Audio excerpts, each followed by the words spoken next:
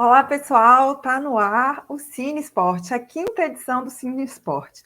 Damos largada nessa edição hoje e vamos até o dia 20 com a exibição do filme hoje às 19 horas, presencialmente, no Centro Cultural Banco do Brasil.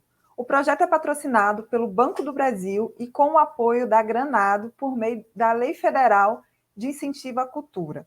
Nesta edição, a produção audiovisual esportiva brasileira está representada por 10 filmes e a presença internacional reúne 11 obras oriundas de diversos países da Europa e da América do Sul. Os filmes selecionados abordam diversas modalidades esportivas, como basquete, atletismo, nado artístico, boxe, futebol, snowboard, kickboxing, cricket, xadrez e automobilismo. A sessão de abertura hoje será às 19 horas com o revelador documentário Brasil na Pista, de Ernesto Rodrigues, tratado como um inédito resgate da importante participação dos pilotos brasileiros em mais de 4 décadas da história da Fórmula 1, a mais importante categoria do automobilismo mundial. O Cine Esporte é um evento audiovisual associado à FICS, Federação Internacional de Cinema e Televisão Esportiva, tradicional federação italiana sediada em Milão, que reúne os 18 mais prestigiosos festivais de cinema esportivo do mundo. O Cine Esporte é um evento audiovisual. Desculpa.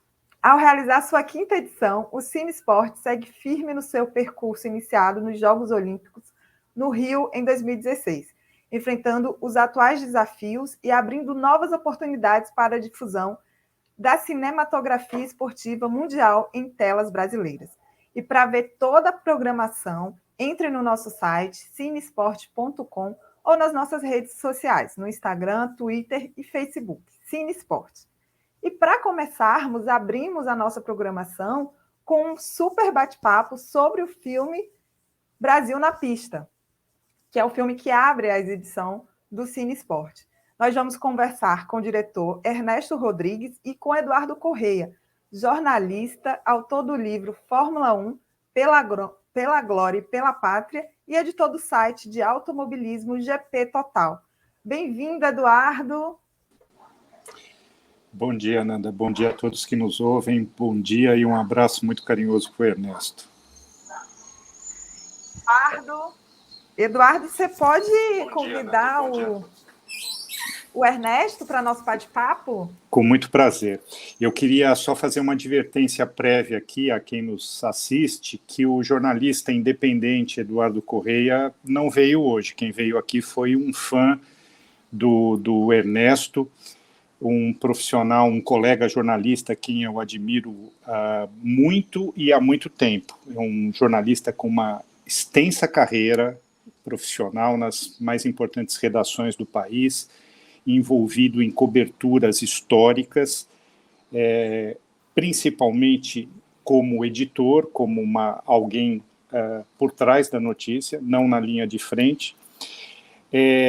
Um professor de jornalismo também, com uma extensa carreira no Rio de Janeiro, e documentarista, com vários trabalhos relevantes, alguns deles no automobilismo, outros fora do automobilismo. Um deles, por exemplo, é o Rio por Eles, uma série de episódios com personagens da história do Brasil. E no automobilismo ele fez, no audiovisual, a série sobre o Ayrton Senna, que foi apresentada pela Rede Globo. Isso virou um longa-metragem.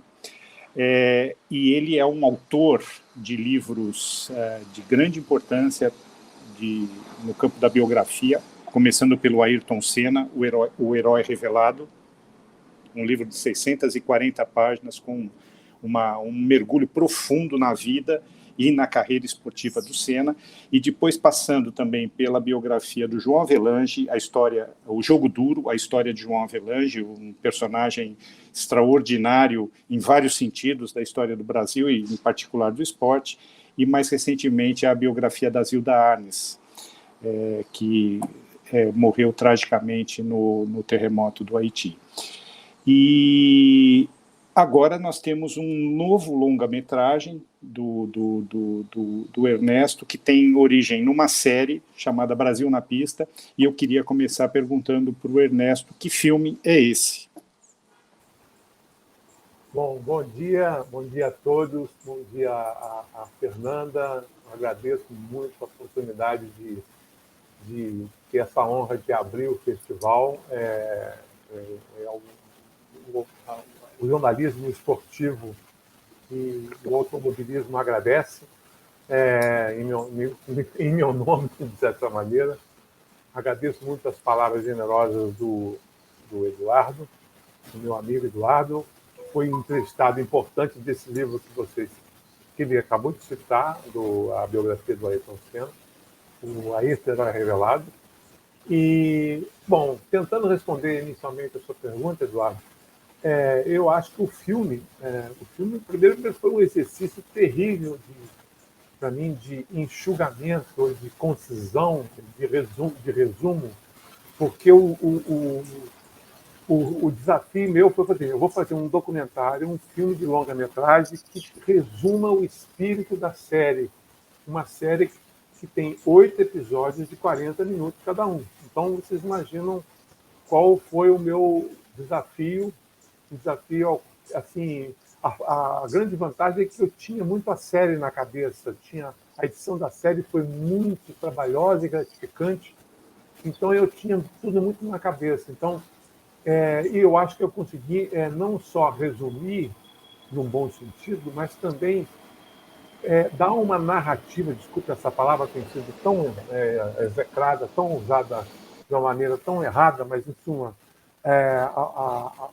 a história do documentário não segue a mesma história da série. A série tem uma vida em si, tem capítulos que se encerram, episódios que se encerram naquele determinado capítulo. No caso do documentário, meu compromisso, meu desafio era de fazer algo que fosse atraente, que fosse, de certa maneira, emocionante, e uma história que tivesse começo, meio e fim. Então, foi isso que eu tentei, e é isso que está nas 2 horas e poucos minutos do documentário lá. Desculpe. Nós estamos falando... Vamos falar um pouquinho da série antes de entrar no longa-metragem. Você mencionou 8 capítulos, você entrevistou, se eu fiz a conta certa, 22 dos 26 pilotos brasileiros que correram na Fórmula 1. Você não entrevistou, eu vou pela exceção, já que são os números bem menores, você não entrevistou, ou não pôde entrevistar, ou não conseguiu entrevistar o Maurício Gugelmin, o Pedro Paulo Diniz, o Luiz Razia, que apesar de não ter disputado nenhum grande prêmio, esteve inscrito como piloto reserva em algum grande prêmio, e o quarto foi o Pietro Fittipaldi, que estreou na Fórmula 1 depois que a série estava concluída ou estava em fase de conclusão, né? E, além disso, entrevistou muitos jornalistas internacionais e brasileiros, estrangeiros e brasileiros, e personalidades importantes também na Fórmula 1, na trajetória dos pilotos brasileiros na Fórmula 1, como chefes de equipe, como personagens que foram marcantes na vida dos pilotos brasileiros, né? Eu queria que, primeira coisa, a série está disponível hoje na Globoplay e em que outras plataformas? A série, né, eu digo. Isso, a série atualmente está disponível apenas no Globoplay, só no Globoplay. Ela já foi exibida pelo Canal Brasil, o Canal Brasil tem direito sobre ela, mas talvez eles exibam de novo esse ano, numa semana, ou em 2 semanas, aliás, o Canal Brasil, mas ela está o tempo todo disponível nos tais canais Globo do Globoplay, que é uma subdivisão do Globoplay, né? Ok. Então, conta pra gente um pouco como foi a produção dessa série, em que momento ela foi produzida, porque eu sei que foi antes da pandemia, né? E como você captou essas informações para depois a gente chegar na produção do filme, né? A série, Eduardo, assim, como você disse, eu já tinha feito uma série que eu tenho muito orgulho de ter feito, que é a série para o Esporte Espetacular da TV Globo, Ayrton Senna do Brasil. É uma série de 4 episódios em que eu acho que eu fechei um ciclo, assim como documentarista e como biógrafo do Ayrton Senna. Mas, ao fazer essa série, eu senti o quanto que nós brasileiros, eu digo nós, o público, a mídia, não nos demos tempo para conhecer e também nos emocionarmos e nos chocarmos, de certa maneira, com as histórias que envolvem os outros pilotos brasileiros que construíram esse milagre, que eu digo, que é essa presença brasileira nas últimas 4 décadas na Fórmula 1. Um milagre no sentido de ser algo que, como diz o Cristiano da Mata, ele diz na série, também diz no documentário, assim, esse tipo de combinação de Brasil, de brasileiro ganhando desse jeito, só daqui lá pelo ano 2200, por aí e tal, para mostrar o quanto que foi uma espécie de um milagre, uma conjunção, e também o quanto que nós não tivemos tempo, paciência, e nem não demos atenção para histórias dramáticas que aconteceram com brasileiros que não foram nem o Ayrton Senna, nem o Nelson Piquet e nem o Emerson Fittipaldi, que é o pioneiro, o grande de todos, o cara que começou tudo isso. Então, a partir daí, eu falei assim, bom, eu vou começar a entrevistar essa turma de uma maneira que eu acho que eles nunca foram entrevistados. E isso, quem percebeu isso, por exemplo, foi o Burt. O Luciano Burt falou assim, nossa, eu nunca vi alguém fazer esse tipo de entrevista comigo. Foi inacreditável isso que você está fazendo e tal. Outro também foi o Pizonha, o Antônio Pizonha. Então eu vi que, assim, pela primeira vez, alguém estava querendo escutar a história deles, assim, e não perguntar para eles quem que ele achava melhor, se era o Schumacher, se era o Senna, se era o Piquet. Os caras eram geralmente meio que escada para perguntas sobre os grandes pilotos brasileiros. Então aí eu comecei a ver histórias absolutamente de cinema, assim, sem querer absolutamente comparar, pelo amor de Deus. As pessoas que estão assistindo essas séries que a Netflix está fazendo sobre os bastidores da Fórmula 1, eu queria ter até a montanha de dinheiro que eles tiveram para fazer isso, que eles estão tendo para fazer essa série. A minha série, guardadas as proporções, as dimensões e o foco da série, é um pouco por aí, assim, o que aconteceu no paddock, por trás, o que estava por trás ali quando o Henrique Bernoldi sentou no carro lá na equipe do Tom Walkinshaw para começar a correr. O que ele tinha que fazer, qual era a perspectiva dele.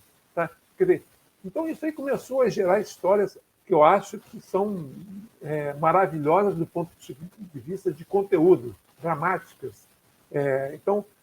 E aí eu fui me animando, perdão, cada vez mais, e a série foi se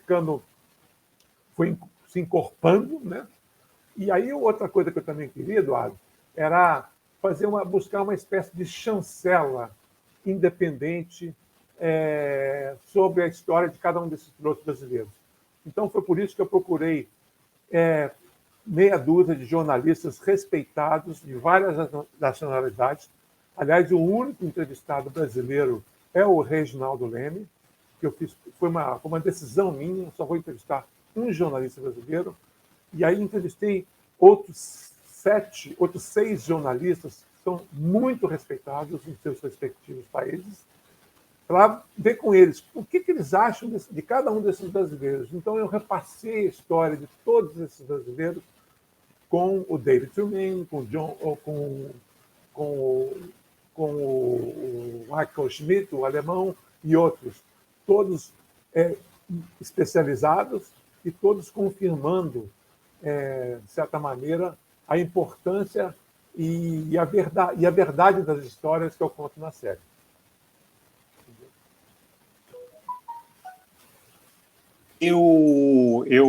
Primeira coisa, queria dizer que eu concordo plenamente com o uso da palavra milagre. O que aconteceu com o automobilismo brasileiro foi uma coisa difícil de você imaginar, mesmo para o nível dos ingleses, que tem uma indústria organizada e super forte em torno da Fórmula 1. Eu me lembro que há algum tempo atrás a Margaret Thatcher reconheceu a relevância econômica da indústria da Fórmula 1 para a economia inglesa, né? Não é à toa que a equipe Mercedes, né, é sediada e tem praticamente todas as suas decisões de engenharia e produção sediadas na Inglaterra, né? E eu também fiquei extremamente impressionado quando eu vi a qualidade dos depoimentos que foram captados por você. Eu estou chamando de depoimentos sinceros, né, onde o entrevistado simplesmente desliga o modo relações públicas, o modo assessoria de imprensa e conta o que de fato viu com os olhos.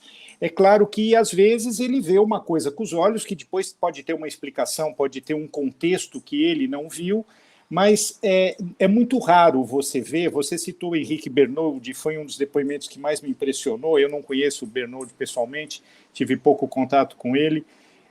Aliás, não tive nenhum contato com o Bernold, e de repente ele diz o seguinte: eu sentava num carro e tinha de ir para a pista e pilotar um carro cuja suspensão estava quebrando continuamente, certamente por um erro de engenharia. Alguém fez algo errado na produção daquela suspensão e ela estava quebrando, e o meu chefe de equipe me obrigava a ir para a pista e arriscar o meu pescoço, como aconteceu também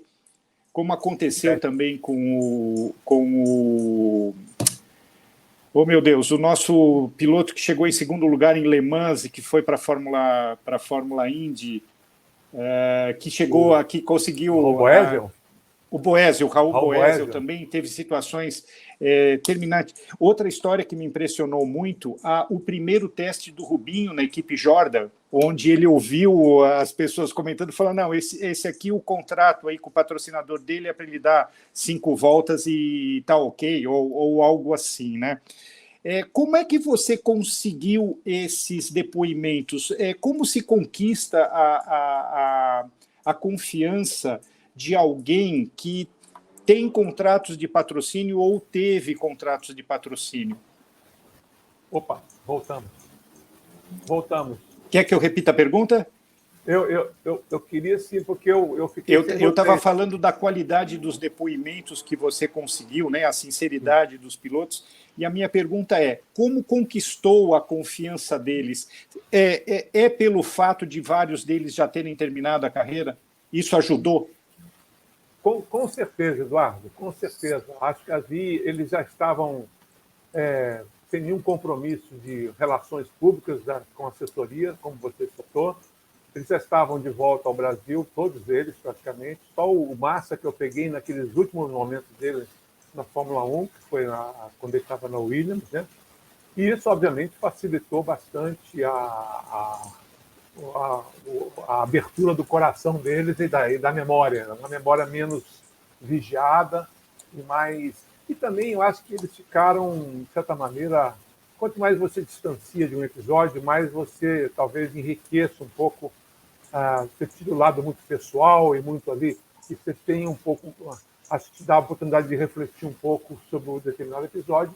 Então, acho que isso tudo contribui, Eduardo, assim, o estágio em que cada um estava, em suas respectivas carreiras, boa parte deles correndo na estoque, alguns sem correr, alguns nos Estados Unidos. O Bruno Senna, por exemplo, nessa época estava era um convidado de eventos de marcas importantes, como piloto. Cada um estava numa situação, mas todos tinham em comum o fato que já não estavam mais ligados a nenhum interesse da Fórmula 1, né? Então, foi aí que eu comecei a ver histórias, eles começaram a soltar histórias, e eu também, Eduardo, eu sempre, como repórter, como jornalista, eu sempre fiquei muito carente, assim, curioso para ver o que estava por trás, às vezes, de certos episódios da Fórmula 1, né? E foi aí que eu até aproveito, talvez me antecipando uma pergunta que você vai fazer, que eu percebi o seguinte: o Brasil, além de ter sido esse milagre que eu citei, com o qual você concorda, o Brasil, quando eu digo Brasil, são os pilotos brasileiros, né? Eles conseguiram ser protagonistas de todos os episódios importantes da Fórmula 1, em todos os sentidos, negativo e positivo. A gente teve, por exemplo, o Nelson Piquet, o Nelsinho, filho do Nelson Piquet, envolvido no maior escândalo da história da Fórmula 1, que foi aquele acidente proposital dele em Singapura para favorecer o companheiro de equipe, o Alonso. Aliás, eu estava fazendo um parágrafo aqui, eu estava pensando só o seguinte, porque eu torço muito pelo Hamilton, né? Então, quando eu vi aquela situação no final do Grande Prêmio agora de Abu Dhabi, eu pensei assim, eu tive aquela tentação de, como é que eu vou dizer, uma tentação ruim, mas que no fundo eu não ia nunca provar um negócio desse. Mas eu fiquei pensando, bem que o Bottas podia dar uma batida para terminar essa corrida ainda na bandeira vermelha, entendeu? Quer dizer, na bandeira amarela, ou seja, não dá aquela última volta foi uma volta desequilibrada, porque enfim, aí nós vamos entrar em outra discussão. Mas voltando à vaca fria, eu diria o seguinte, o Brasil teve envolvido nesse escândalo, o Brasil teve envolvido num gesto do Rubinho Barrichello, no Grande Prêmio da Áustria, que foi uma espécie de um momento, de um turning point no comportamento das equipes, ou seja, quando ele foi obrigado a deixar o Schumacher a vencer aquela corrida. Então, é outro escândalo de outra natureza. A gente teve os fenômenos relacionados com a Ayrton Senna. A gente teve o Felipe Massa perdendo um título mundial por 36 segundos, numa situação muito semelhante à que deu o título ao Verstappen no domingo passado. A gente teve histórias desculpa a palavra, de sacanagens homéricas, assim, o piloto como o Henrique Bernoldi sendo obrigado a não se classificar para uma prova, entendeu? A gente tem o Roberto Moreno sendo massacrado pelo Flávio Briatore, que foi um mafioso, uma pessoa que um dos jornalistas, o Joe Saward, chama de câncer na Fórmula 1. Então, isso... O incidente do Nelsinho Piquet, o lamentável incidente no qual o Nelsinho teve envolvido lá em Singapura, pelo menos teve esse benefício de extirpar esse câncer da Fórmula 1. Eu concordo também que o Briatore é assim a essência, né, o néctar do que há de ruim no esporte contemporâneo. E uma das maiores vítimas dele foi o Moreno, numa história que é muito tocante, que está na série e que está também no documentário. O Moreno é um dos exemplos assim, de um piloto veloz, muito veloz, mas que estava no carro errado, na hora errada, entendeu? Diferentemente de outros pilotos. Mas eu acho que no proveito de quem está nos assistindo, é importante a gente continuar nesse tema que eu chamei aqui na minha pauta de Mar de Histórias, né? Lembro de uma coleção de contos que era editado, se não me engano, não lembro mais quem editava, mas era um mar de histórias com contos de autores brasileiros e do exterior. Ernesto, não raro essas histórias que você captou para a série, que vão para o longa-metragem também, levaram os pilotos às lágrimas. São histórias que são surpreendentes pela sua veracidade.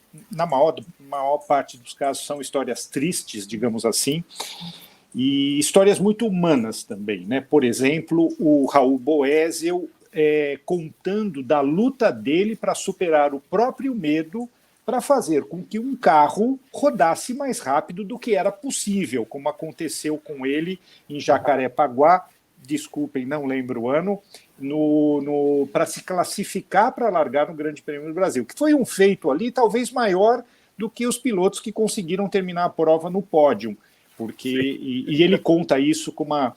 Eu queria te perguntar o seguinte, das histórias que você ouviu, quais que tocaram pessoalmente de uma maneira diferenciada, né? Nesse mar de histórias que é a série, que é o longa-metragem? Olha, eu diria, você citou dois exemplos muito bons. Agora, o Moreno é protagonista de duas histórias absolutamente cinema puro. Quer dizer, a história dele do dia que ele teve a chance de substituir o Nigel Mansell. e era um tempo que os carros não tinham as facilidades mecânicas que existem hoje. Então, eram os carros turbo, pesadíssimos, e tinha uma direção que era muito pesada. Então, a história do Moreno contando como ele não conseguia ser rápido todo o circuito de Zandvoort na Holanda, e como isso foi um tombo assim, definitivo quase na carreira dele, é muito emocionante. E também uma história que também tem um pouco de contraponto com essas histórias tristes que você mencionou e que eu concordo, que muitas delas são tristes, mas são humanas. É o contraponto também com o Moreno, que foi aquele segundo lugar dele fantástico, em que ele fez uma dobradinha com o Nelson Piquet no Grande Prêmio do Japão de 1980. Ai, meu Deus. Está desafiando a minha memória. Espera aí, foi 92. Isso. Ali é o seguinte, eu posso estar errado no ano, mas vamos lá, todo mundo lembra eu estou conferindo. Mas a história, eu me considero uma pessoa razoavelmente bem informada sobre Fórmula 1, desde, pelo menos no que diz respeito ali às décadas de 70, 80 e 90, depois eu me afastei um pouco, mas assim, eu não sabia do que estava por trás dessa história que já era fantástica, que é como que o Moreno conseguiu aquele lugar na Benetton. Quer dizer, eu sabia que ele tinha sido chamado para substituir o piloto, o Alessandro Nannini, que era o segundo piloto que tinha sofrido um acidente de helicóptero, que literalmente perdeu o braço no acidente de helicóptero. 1990, Ernesto. 90, então errei, exatamente, não 92. Erramos. Obrigado, erramos. Mas, em suma, o que importa ali é o seguinte, como que o Moreno chegou e em que circunstância que ele foi escolhido para ir para o Japão para substituir o Nannini, e que tipo de situação que o John Barnard, eu não vou cantar a piada aqui não, porque senão eu fico contando a história toda, mas que tipo de situação que o John Barnard, que era então o diretor técnico da Benetton, teve que enfrentar para manter a escolha dele, do Moreno, como o piloto que ia para o Japão para substituir o Nannini e correr ao lado do Piquet. Entendeu? E eles acabaram fazendo o primeiro e segundo lugar na corrida, inclusive, em que o Ayrton Senna foi campeão mundial, né? Que foi quando o Ayrton Senna, o Mansell saiu fora no final da reta e o Senna... Não, desculpa, foi 90, desculpa. Foi na corrida em que o Senna foi bicampeão, em que ele botou o Prost para fora, naquela controvertida manobra no final da reta de Suzuka, em que o Ayrton simplesmente não aliviou, continuou apertando, ele mandou a Ferrari, ele e o Prost foram lá para a caixa de brita, e isso aí deu o título para o Ayrton. Uma situação muito parecida com o que se desenhava, inclusive, nesse último final de semana, que era se batesse, o Verstappen, se batesse, ele era campeão, se os dois estivessem fora, né? Então, no final dessa corrida, acontece essa coisa sensacional, que foi essa dobradinha de dois amigos de infância, Piquet e Moreno. Então, quer dizer, o Moreno foi um grande personagem. Como é que eu vou dizer? O Boés é um grande contador de história. E aí, nessa hora também, Eduardo, vale muito a capacidade, a prosódia de cada um, vamos dizer assim, né? Como é que as pessoas contam as próprias histórias. Então, tem alguns pilotos que contam, às vezes são protagonistas de histórias sensacionais e não sabem contar direito a história. Um exemplo disso, com todo respeito, é o Rubinho Barrichello, que tem uma fluência absurda, já vi ele falar inglês, ele dá entrevista em inglês, ele parece que quando ele vai falar com ingleses, ele é outra pessoa. No Brasil, ele às vezes, hoje, atualmente, ele melhorou muito. Ele tem até um site, uma conversa que ele faz com o Reginaldo, que é muito interessante, que é o Batendo Roda, né, que ele faz com o Reginaldo todo depois das corridas. O Rubinho, na minha opinião, melhorou muito na capacidade de se expressar. Mas, assim, o Boésio foi um grande contador de história. O Moreno contou muito bem as histórias dele. Bernoulli. O Ricardo Rosset, que foi um piloto com uma passagem não muito pequena, mas que tem uma capacidade de olhar o mundo em que ele está. Quando ele conta, por exemplo, como é que ele fala assim, não, eu não vou sair na última corrida da minha vida de Fórmula 1 eu estou com uma dor aqui que eu não consigo. Aí mandou os caras aceitou que os caras da equipe fizessem 3 injeções nele para ele poder aguentar a dor para correr para participar da última corrida, entendeu?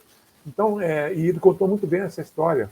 O próprio, o Nelson Piquet, que é um capítulo à parte, é uma pessoa que eu admirei muito, mas que mesmo assim, com o tempo, acho que não fez muito bem para o Nelson. Ele foi ficando uma pessoa azeda, uma pessoa ressentida, um cara que tinha um senso de humor maravilhoso, que era um sacana, mas ele foi trocando um pouco de sacanagem por cinismo ressentido. Isso para não falar das besteiras públicas que ele fez. Eu endosso cada palavra sua, inclusive nos tempos verbais. Eu também admirei muito Nelson Piquet durante a maior parte da minha vida, mas... Eu era piquetista, no sentido Eu também. Eu era piquetista, mas não aquele piquetista da baixaria, de ficar contando, inventando história, passando para frente história. Exato. Nada disso. Eu era piquetista de admirar o piloto. Pela postura na pista, pela postura na competição. Exato. E aí é o seguinte, a entrevista do Nelson vale um documentário à parte, sinceramente. Porque, e aí que eu quero dizer, primeiro eu quero fazer um grande agradecimento público aqui ao Reginaldo Leme, que é meu amigo, que foi quem conseguiu convencer o Piquet a me receber em Brasília. Que é muito difícil de dar entrevistas, e quanto mais formais as entrevistas, pior é. Exato. Aí o que aconteceu? Eu fui para Brasília, assim, eu vou pegar o Piquet, que já estava naquela época muito, não sei quem não entende nada de Fórmula 1, não sei o quê, falando um monte de coisas assim, absolutamente irresponsáveis, né? Então, me referindo só à Fórmula 1, tá? Não estou falando do Piquet ser político brasileiro, que, nossa, aí não dá nem para comentar.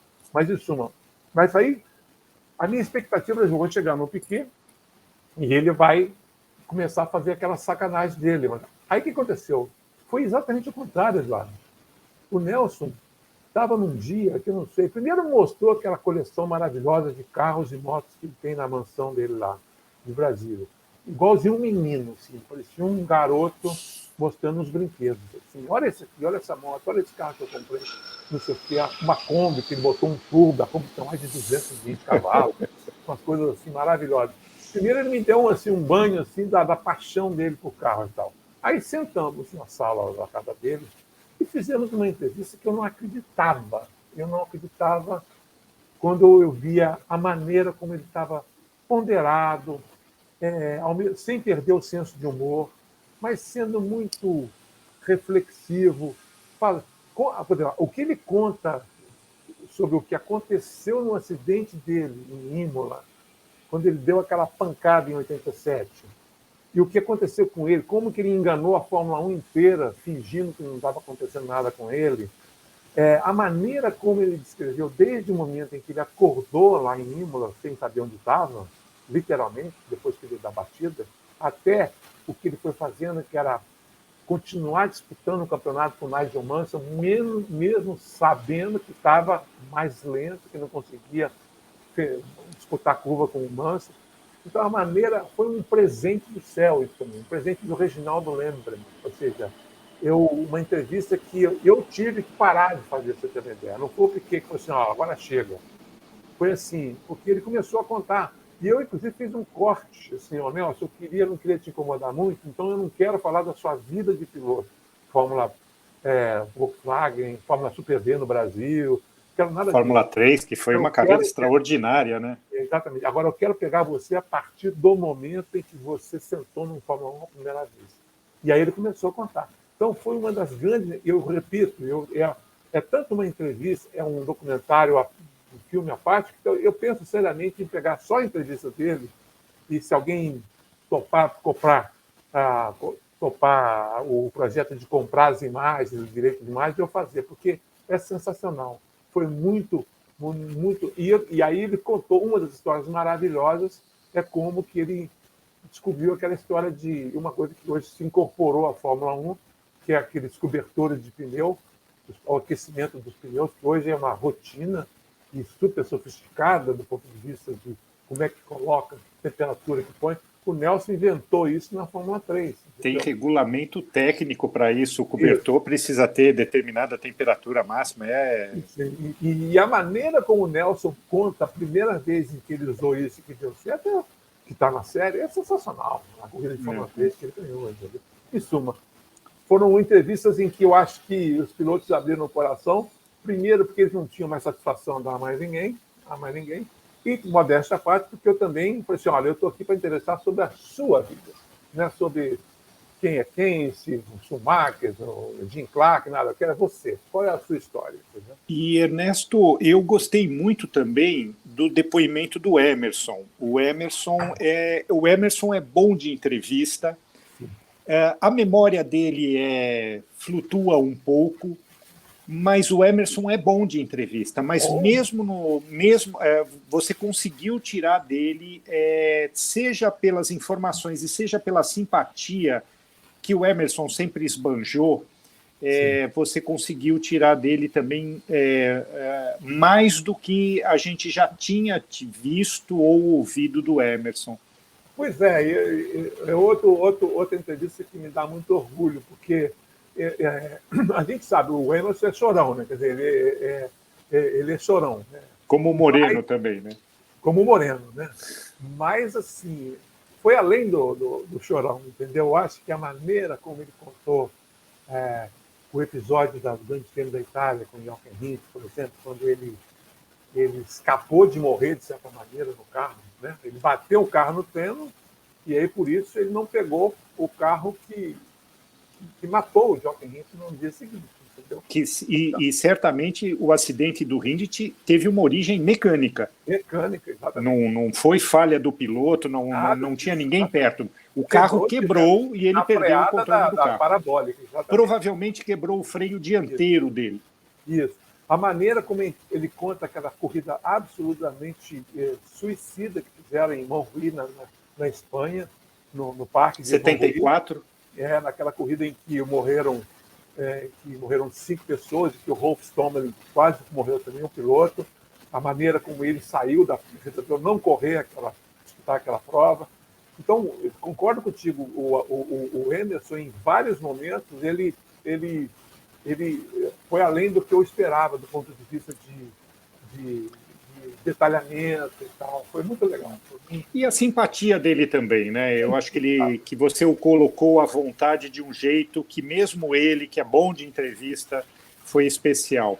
Há uma coisa que eu não sei, só desculpe, isso está na série, não está no documentário, mas no início da série eu botei valendo, você vai se lembrar, eu dizendo assim, estava o Emerson enquadrado, e eu comecei a falar com ele assim, Emerson, participaram dessa entrevista, aí eu comecei a citar o nome de todo mundo que participou daí. Eu fiz questão de citar o nome dos 22 pilotos, dos 21 pilotos e dos jornalistas, e aí na série você vai vendo, ele ficou no primeiro momento assim, me olhando, e à medida que eu ia falando o nome das pessoas que deram que dizer sobre ele vai dando um sorriso de gratificação nele, que é uma coisa que me deu muita alegria, porque ele foi ouvindo, né? Aí eu fui falando, eu ouvi fulano, Nelson Piquet, Rubens Barrichello, Felipe Massa, não sei o quê, papapá, Jack Stewart, não sei o quê.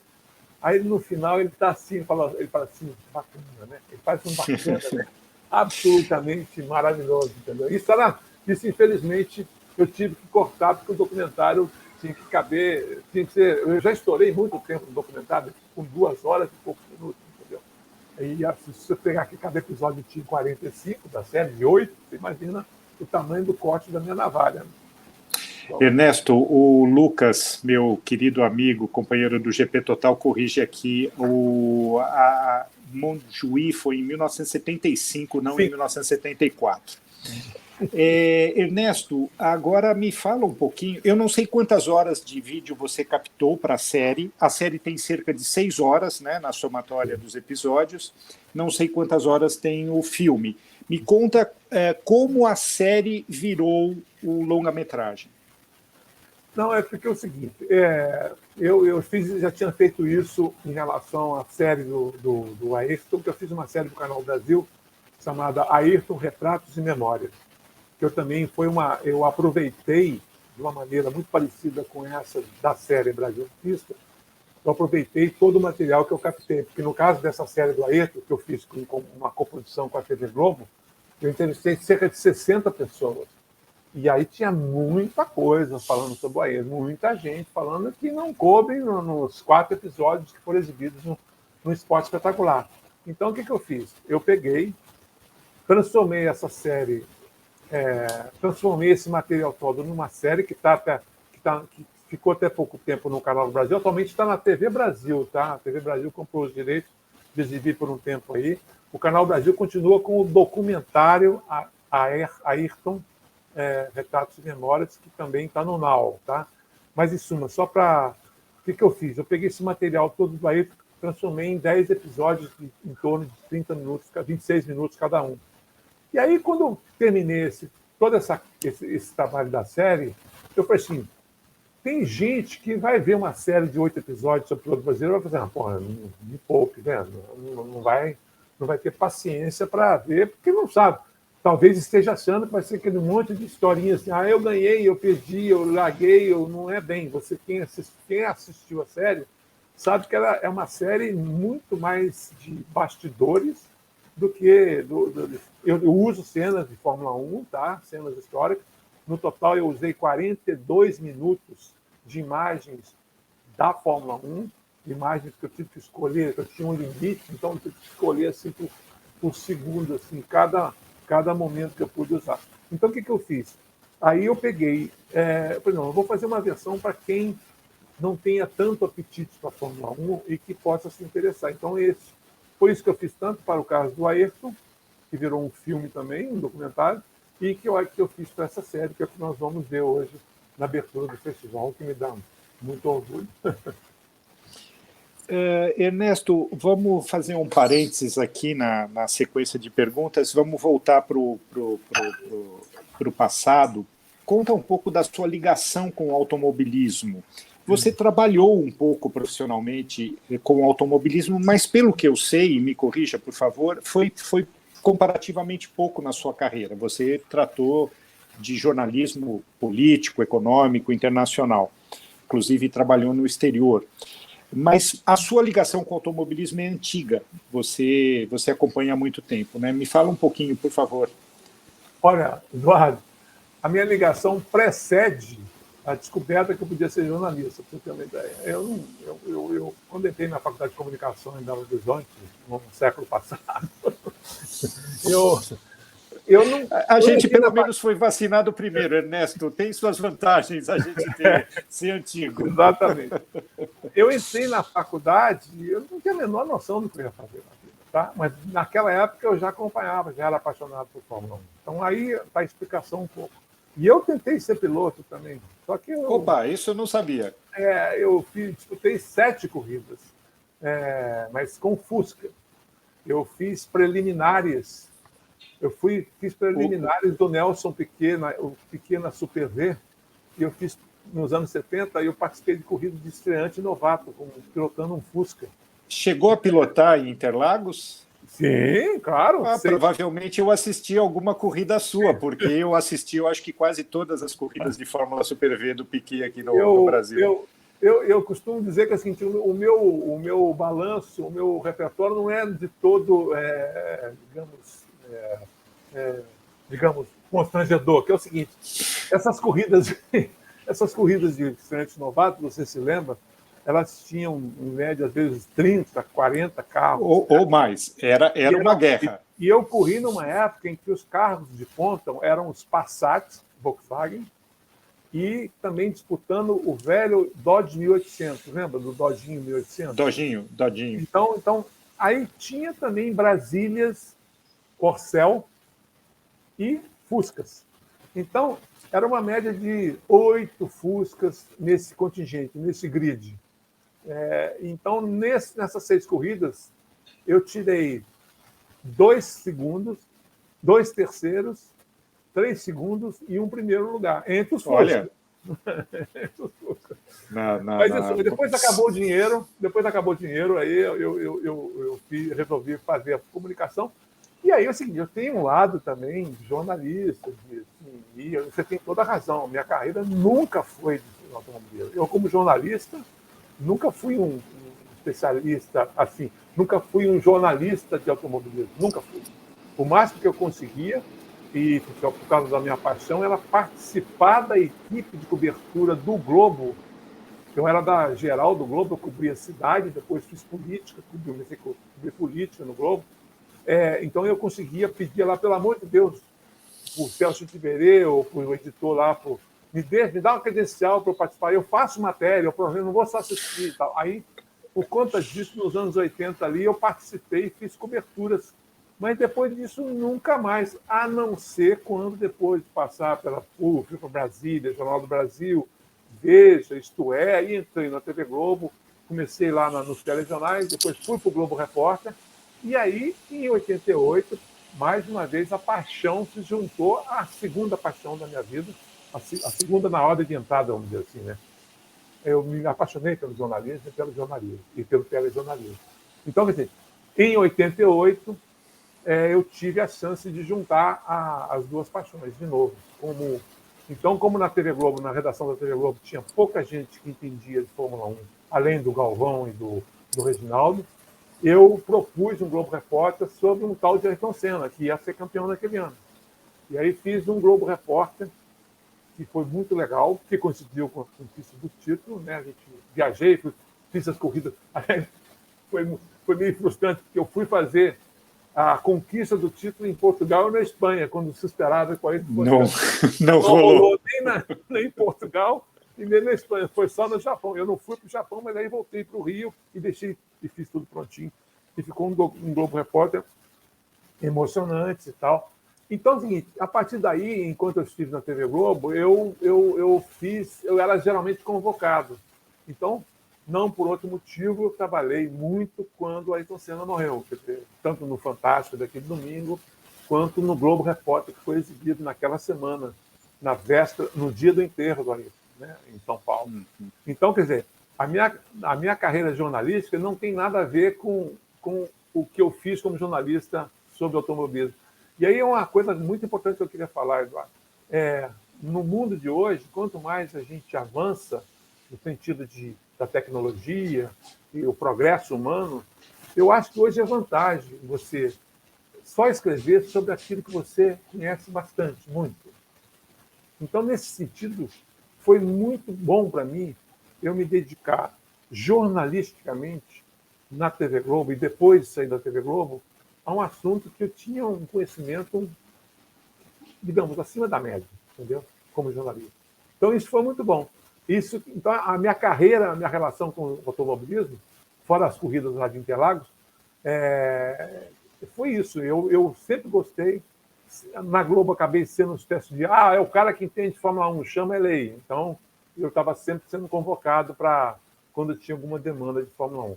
E depois que eu saí da TV Globo, eu, assim, com o apoio do João Pedro Paes Lemes, que era então diretor do esporte, a gente fez um projeto maravilhoso, foi esse do Ayrton, que a gente fez, ficou 2 meses viajando. Eu lembro que eu fiz um texto em que com 64 participações, em televisão você tem aquele stand-up, né, que a gente chama de passagem, quando o repórter aparece diante da câmera falando alguma coisa.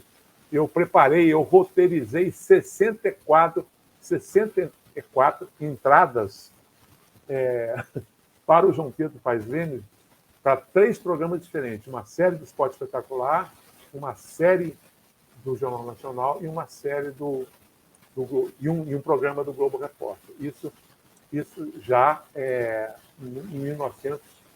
em 2004. Aí depois, em 2014, eu fiz essa série que eu me referi agora, que foi a série que gerou esses filhotes que geraram o Ayrton Retratos e Memórias. Então, eu passei a ficar muito, assim, um produtor de conteúdo relacionado ao automobilismo brasileiro, mas muito mais pela minha paixão, porque a minha carreira jornalística é outra história. Entendeu? Eu continuo com ela, entendeu? Estou atualmente fazendo um trabalho de 2 anos, estou escrevendo um livro sobre a história da TV Globo, dentro daquela linha que você deve se dedicar àquilo que você conhece um pouco. Então, como eu trabalhei lá quase 20 anos, então é o meu projeto atualmente editorial e literário, não tem nada de filmagem, livro. Então, falei muito, mas tentando explicar isso. Ernesto, você falou da sua paixão pelo jornalismo, que é minha também. Eu sou extremamente orgulhoso da profissão de jornalista do que ela significa. E você tem um trabalho que eu não citei no começo, e peço desculpas por isso, e que é muito emblemático da sua paixão, que é o documentário Conversa com JH. E eu recomendo vivamente aos jornalistas que vejam esse documentário, onde o Ernesto conta do embate que ele teve, basicamente, para aprovar a biografia que ele escreveu do João Havelange, com o próprio João Havelange, obedecendo a uma legislação que torna isso necessário. O Ernesto fez isso para cumprir uma necessidade legal, que poderia, inclusive, determinar a proibição da circulação do livro, como certamente muita gente lembra do caso da biografia do Roberto Carlos. E que é uma legislação que merece ser discutida em muitos sentidos, e o Ernesto cumprindo essa obrigação legal, mas, mais do que isso, cumprindo uma obrigação para consigo mesmo, foi ao João Havelange, no momento em que o João Havelange já tinha muita idade, talvez até mais de 90 anos, né, Ernesto? E teve lá um embate titânico com ele, e, além de contar isso, ele expôs essa opinião dele, essa determinação dele de fazer essa aprovação a jornalistas extremamente críticos à postura dele, que foram, inclusive, numa situação que me pareceu demonstrar uma diferença de maturidade profissional entre o que o Ernesto e pessoas que pensam como ele, que consideram que o jornalismo é uma parte da sociedade, mas não é a maior parte da sociedade, e esses outros jornalistas, pessoas famosas, pessoas de renome, que tiveram um viés crítico e, na minha opinião, menos maduro. Eu recomendo vivamente Conversa com JH. Ernesto, caminhando aqui para o nosso encerramento, o que o seu filme, o que a sua série mostra, na minha opinião, é uma Fórmula 1 do passado. Eu não sei se você concorda com isso. Se concordar ou se discordar, o que mudou na Fórmula 1 do tempo desses brasileiros, ao tempo atual? Olha, Eduardo, primeiro só fazendo uma pequena menção ao Conversa com JH, algumas considerações importantes ao filme que você citou. Primeiro, eu tenho o orgulho e sou muito agradecido ao Antônio Leal, que é o organizador desse festival, que exibiu o Conversa com JH no Cinefute, que é o outro festival que ele organiza há muitos anos. Então, esse documentário foi exibido lá. E só para uma pequena ajuste aí em termos de informação. Eu não fui para cumprir uma legislação. Eu fui, naquela época, vigia aquela lei que nos tornava o Brasil igual à Coreia do Norte, assim, do ponto de vista o direito que as pessoas tinham de embargar a biografia. Então, eu estava preocupado com isso. Mas, na verdade, o que eu fui fazer com o Havelange foi cumprir a palavra que eu tinha assegurado a ele, de mostrar para ele, mas deixando claro que desde o começo, que eu seria o autor final. Quer dizer, ele poderia falar o que quisesse sobre o que eu escrevi, mas que a palavra final sobre o livro era minha. E aí deu a confusão e o drama que o documentário mostra muito claramente. E eu quero dizer que esses três jornalistas, até você criticou ele, eu respeito e tal, eu acho que são visões diferentes, um deles até, todos três são grandes amigos meus. Não é uma crítica, é uma observação. Sim. Óbvio que eles... O Jorge Moura, por exemplo, hoje é um roteirista importante da TV Globo. O Ricardo Pereira está comigo até no projeto desse livro da TV Globo, e foi também executivo da jornalismo da Globo, foi editor do Jornal Nacional e tal. E o Geneton Moraes Neto, que foi um grande amigo meu, que nos deixou há algum tempo, que também, eu concordo um pouco contigo, que a visão do Geneton uma visão um pouco, como é que eu vou dizer, que não é um radical, eu diria, em relação ao que ele manifesta. Eu concordo contigo. Mas ali, assim, estava todo mundo ali, e eu achei que foi muito bom ter Não, e você foi buscar os contrários, né? Você não Isso, queria que ninguém concordasse com você ali. não queria ninguém levantando a bola para mim, exatamente. Bom, mas voltando à Fórmula 1, eu acho o Eduardo, é o seguinte, primeiro, eu acho que, do ponto de vista humano, não mudou. Humano, assim, o que eu quero dizer isso? As emoções, os interesses, a moral, a ética, está tudo ali, do mesmo jeito. E esse final de campeonato mostrou isso. Quer dizer, você tem ali o Hamilton com o perfil dele, o Verstappen com o perfil dele, a controvérsias, e você tem o que a Netflix tem mostrado nos últimos anos, que é o bastidor, que, de certa maneira, vamos observar mais a história desse tal de Ocon, Esteban Ocon, por exemplo, um piloto da Alpine atualmente. Na Alpine. Aí você vai ver a história dele, tem coisas emocionantes, tem isso, do ponto de vista, continua sendo um esporte que envolve pessoas, envolve paixões humanas, que mostra os limites éticos e morais e também os limites e o talento das pessoas. Tá tudo, isso aí é a mesma coisa, eu acho que é a mesma coisa como no tempo do Ayrton, com o Mansell, com o Piquet, a mesma coisa do tempo do Emerson, com o Jochen Rindt, com o Jack Stewart, com o Ray Regazzoni, todo mundo. O que muda é o tipo de esporte, assim, o tipo de primeiro a organização. Está muitíssimo mais organizado. Eu não tenho a menor nostalgia, viu, Eduardo? Não tenho a menor nostalgia. Eu lembro com muito prazer, com muita alegria, dos momentos emocionantes da Fórmula 1 dos anos 80, dos anos 90 e dos anos 70, mas a Fórmula 1 atual está absolutamente arrebatadora, entendeu? E hoje, outra coisa, mudou muito a maneira como você acompanha o esporte. Nós somos do tempo que o Grande Prêmio da Itália era transmitido com 3 câmeras. Uma ficava ali, e olhe lá. Uma ficava assim, aí eu apontava o carro lá na saída da parabólica, vinha vindo aquele pontinho preto assim, e o Luciano do Vale lá, vai, não, só você não via nada. Hoje você tem on-board camera em todos os carros, na virada, câmera para frente, câmera para trás, você tem o áudio com as equipes. É um espetáculo maravilhoso, entendeu? Então, assim... Os câmera car, né? Com todos os carros, você pode acompanhar a corrida de dentro de qualquer um dos carros que larga. Essa é a grande mudança. Por exemplo, eu lembro de uma história que o Boni fala assim, eu não transmito tênis, porque tênis, na época que ele não transmitia, não dá para ver a bolinha. Ele tinha razão, entendeu? Quando a TV não era digital, e as TVs eram todas pequenas, tudo 14 polegadas, você não tinha o que mostrar numa partida de tênis para dar qualidade da imagem. Hoje não. Hoje você mostra tênis e você vê. Você tem a câmera que busca o detalhe. Então essa diferença é fundamental na Fórmula 1.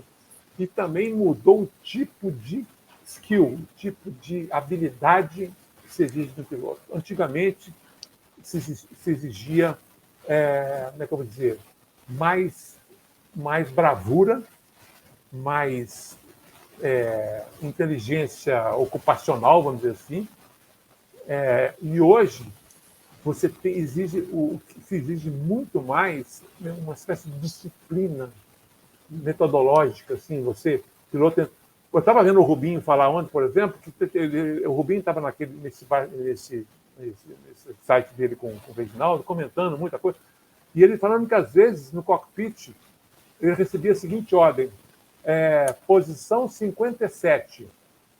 Isso durante uma corrida. E ele com os caras na caixa de câmbio dele aqui, e o cara da Ferrari dizendo assim, posição 57. Aí o que ele tinha que fazer? Ele tinha que, no botão de cá do volante, ele tinha que fazer 1, 2, 3, 4, 5.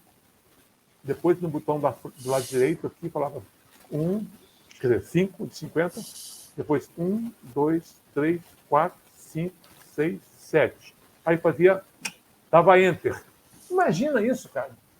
você fazer isso com um cara querendo te passar a 250 por hora numa freada. Dentro de um capacete, um macacão, Exatamente. a trepidação do carro, o barulho. Então, o que se exige hoje é uma espécie de inteligência, menos bravura, mais inteligência, menos capacidade física e mais experiência em jogos de computador, vamos dizer assim, entendeu? Mas eu acho que enquanto existir um ser humano sentado nessa barata, entendeu? E outro ser humano querendo chegar na frente dele, vai ser sensacional, eu acho. E outros seres humanos construindo esse carro, né? Sim, que eu aprecio também o desafio técnico. Exatamente. Nanda, temos mais alguns minutos, 2, 3 minutos para umas perguntas finais?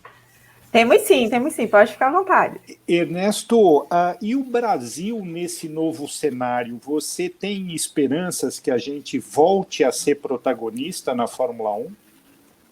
Olha, sinceramente, Eduardo, eu acho que a gente... Até porque, assim, ninguém destrói uma tradição, né? Quer dizer, hoje nós temos mesmo a gente não tendo pilotos atualmente na Fórmula 1, a gente tem... Por exemplo, a gente tem na Stock Car meia dúzia de ex-pilotos de Fórmula 1. Tá? Então, nós temos um padrão hoje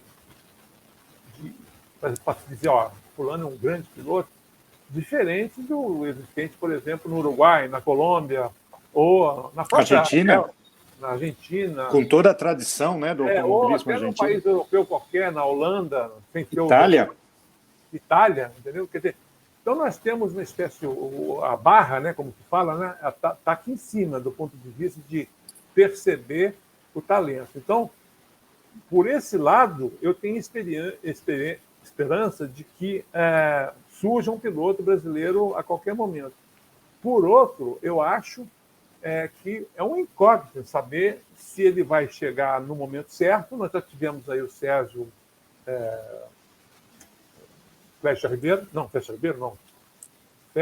Serginho, o piloto da... Tá na Fórmula 2, eu não... Desculpe, me fugiu o nome dele também. Esqueci o nome dele. A idade é pouco. Desculpem. Sete câmaras. Sete câmaras, exato. Tem sempre um delayzinho. A gente está velho, mas passa o delay. A gente é vacinado primeiro, tem suas vantagens. Mas, então você tem o Sérgio, tem o Drogovic, que está aí tentando uma posição. Ou seja, o padrão vai ser sempre muito bom, eu acho. Nesse ponto a gente tem... É como você fala assim, um país que já teve Pelé, Garrincha, Ronaldo, Neymar e tal, não é qualquer um que vai chegar aí, né, e ser um craque, né? Então, quer dizer, o chamado material humano a gente tem. Resta saber se a gente vai ter chance primeiro, de ter grana, alguém ter grana para entrar numa equipe competitiva, e aí depois vem outro desafio, que é esse que é muito mais difícil. A equipe certa, na hora certa. Tá? E como é que eu vou dizer? Agora, essa tempestade, no bom sentido brasileiro, acho que nunca mais acontece.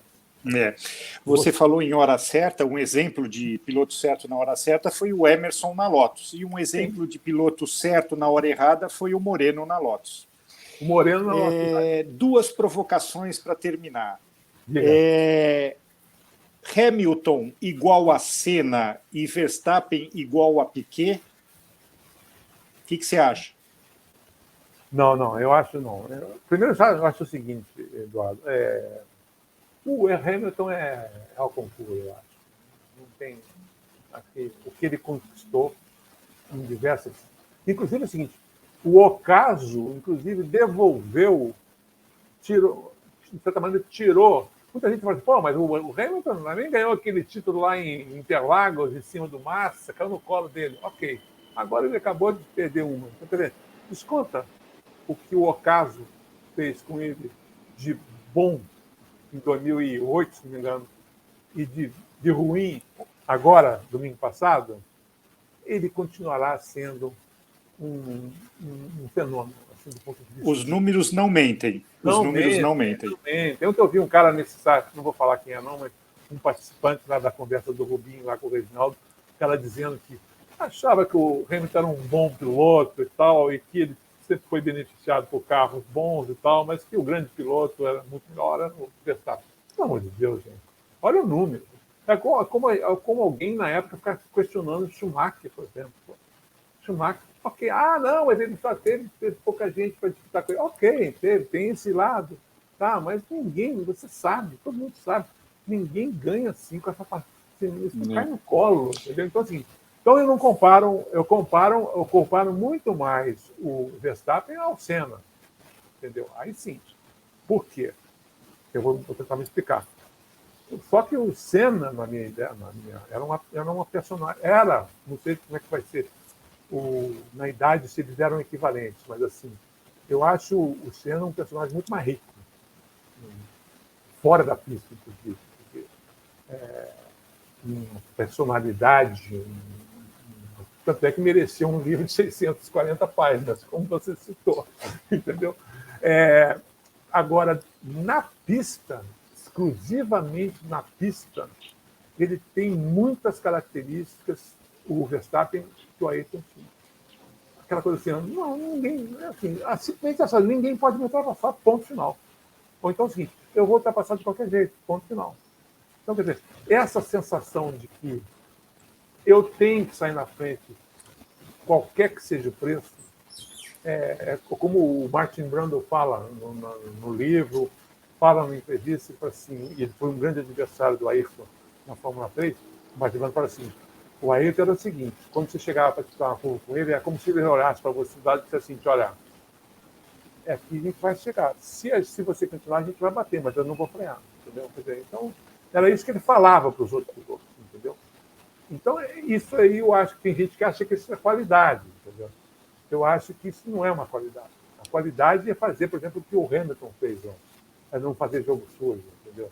Por mais que ele pudesse ser prejudicado num acidente, ficar fora, mas vamos pensar o seguinte aqui, se eles enroscam, também havia a possibilidade de repente, no enrosco deles, o Verstappen ficar para trás e o Hamilton terminar na frente, entendeu? Ele podia pensar isso. Até porque ele já terminou uma corrida e venceu uma corrida com 3 rodas, vocês lembram disso? Sim.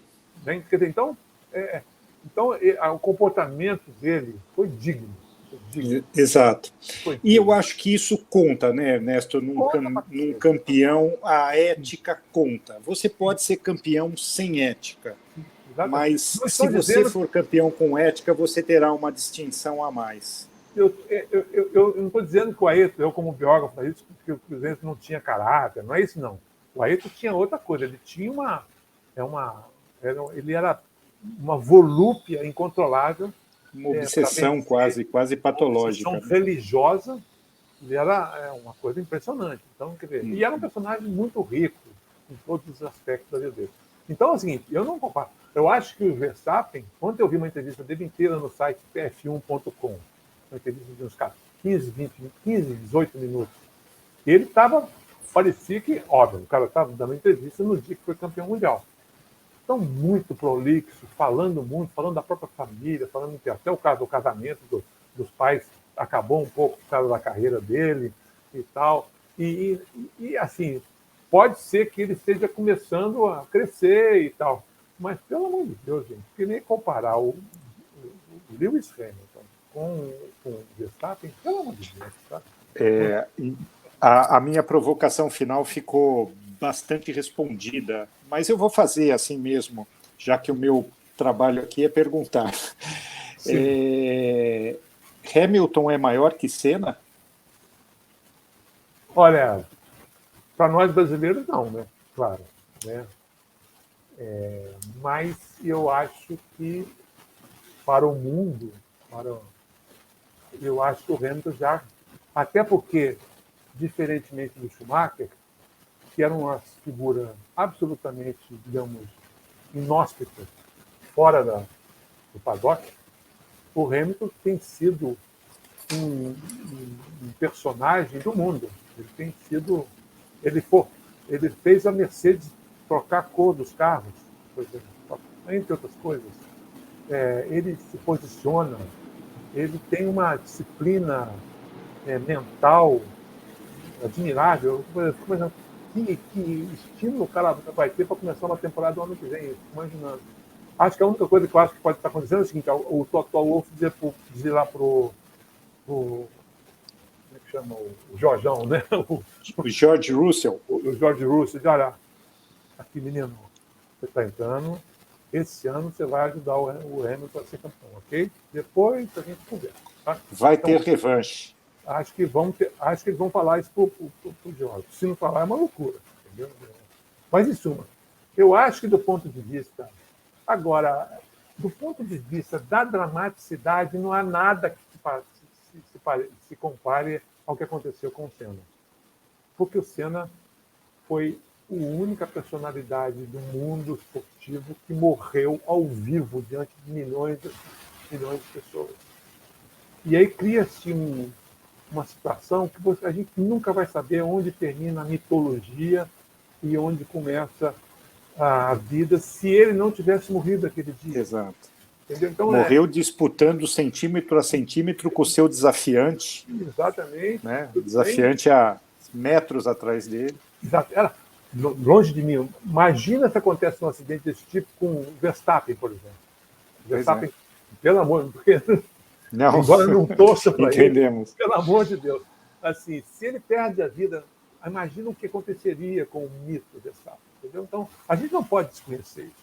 Isso também é verdade. Quer dizer, não adianta você querer, não, é mentira o que eu senti pelo Senna quando eu vi ele morrer em Imola. Não tem jeito, as pessoas sentiram, as pessoas foram impactadas. Ele mudou a história da Fórmula 1. Ele provocou, ele fez com que a Fórmula 1 ficasse imensamente mais segura. Ele foi um trauma muito importante nesse sentido. Foi talvez o piloto mais importante nesse sentido, de provocar mudanças estruturais no esporte, de mudar o tipo de piloto que vai correr também. Porque eu acho, só para terminar, eu acho que a Fórmula 1 já foi o que o motociclismo é hoje. Hoje os malucos estão no motociclismo. Os malucos, antigamente, eram os pilotos de carro. Os carros ficaram... Hoje a turma corre mais cabeça. Eu já vi o próprio um dos pilotos que eu entrevistei, o de Grassi, o Luga, ele fala assim, quando eu vi aquele gente, os caras, antigamente, ele diz na série isso, os caras vão direto a 200 por hora com um guarda-rei ali, os caras eram malucos, imagina, hoje eu bato, eu saio, bato o cinto, eu saio do carro, entendeu? Às vezes sem guarda-rail, o Jim Clark bateu numa árvore, numa curva. Exatamente. Então, tentando responder ao Senna sem querer ofender a memória do meu biografado, assim, uma pessoa um ser humano admirável, incrível, eu acho que no conjunto da obra, no sentido, eles são muito parecidos, mas essa questão de... Eduardo, eu vou dar uma resposta. Eu não tenho uma resposta para isso. Entendeu? Não tem mesmo. Eu também não. Porque, eu desisti há muito tempo das listas. Era só uma provocação que um repórter pode se permitir, mas... Até porque eu acho o seguinte, até porque eu acho que o Lewis Hamilton ele tem um pouco do Senna na pista. Assim, ele tem um pouco do Senna.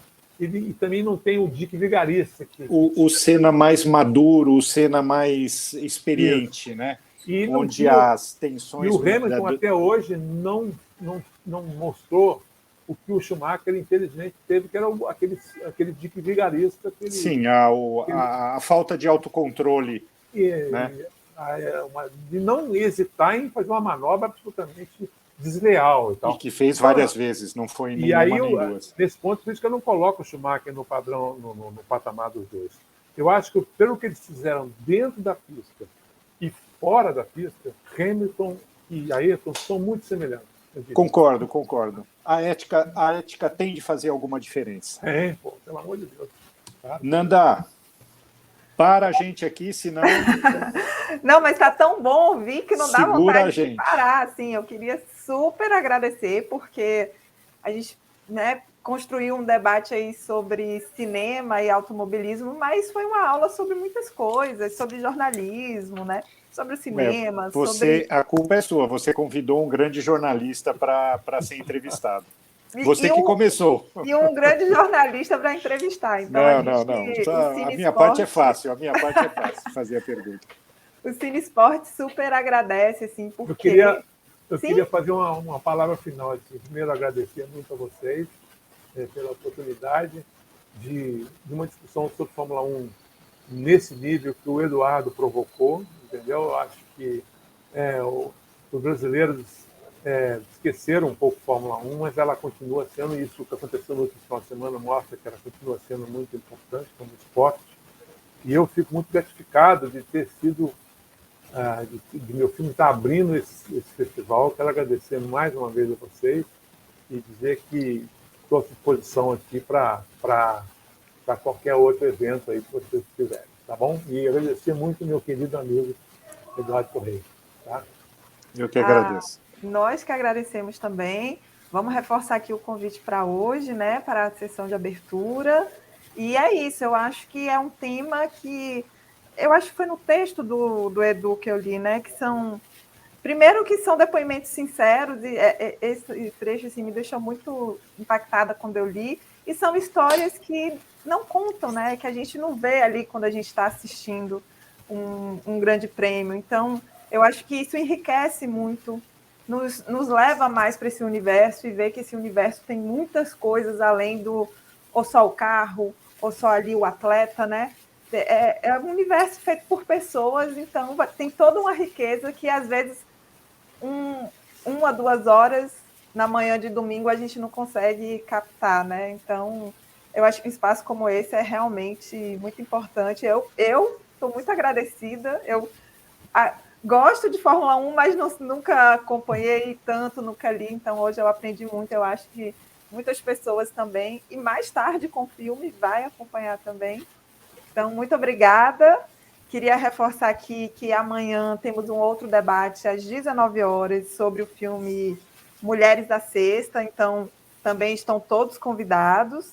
E também, novamente, reforçar que o Cine Esporte está na sua 5ª edição, começa hoje, dia 15, vai até o dia 20 de dezembro, mais de 21 filmes aí compostos, né, que compõem a exposição, e é patrocinado pelo Banco do Brasil e com o apoio da Granado pela Lei Federal de Incentivo à Cultura. Ernesto, Edu, muito obrigada. E obrigado a você, Nanda. Obrigado. Um abraço a todos. Um abraço a todos. Abraço para o Leal, para Antônio Leal. Tá? E contamos com vocês nas exibições e no debate amanhã. Até mais. Obrigado.